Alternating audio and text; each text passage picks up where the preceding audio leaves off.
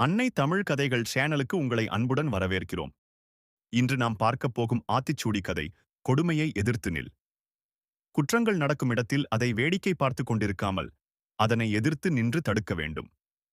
இதன் பலனை உணர்த்தும் ஒரு உண்மையான வாழ்க்கை பாடக் கதையை இப்போது கேட்போமா?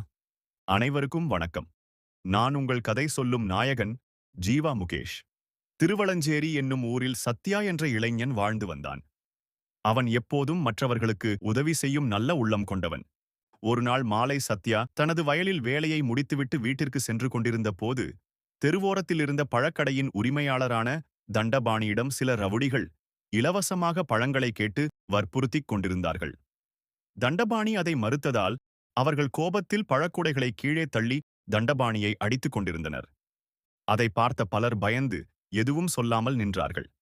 ஆனால் சத்யா அதை பார்த்தவுடன் அருகிலிருந்தவர்களிடம் தவறு நடக்கும்போது அமைதியாக வேடிக்கை பார்த்துக் கொண்டிருப்பதும் தவறுதான் என்று கூறினான்.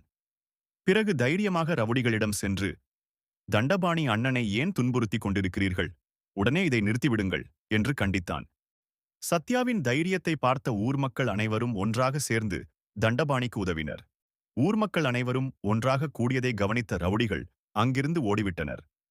தண்டபாணி கண்களில் கண்ணீருடன், தம்பி, நீ மட்டும் இல்லை என்றால் இன்று என்ன ஆகியிருக்குமோ என்று தெரியவில்லை என்று சொல்லி நன்றி தெரிவித்தார். அப்போது சத்யா சிரித்துக் கொண்டு, கொடுமை நடக்கும்போது அதை பார்த்து அமைதியாக இருப்பதை விட அதை எதிர்த்து நிற்பதே மனிதநேயம் என்றான். இந்த கதை நமக்கு சொல்லும் பாடம்: தவறு மற்றும் கொடுமையை பார்த்தும் அமைதியாக இருக்கக்கூடாது.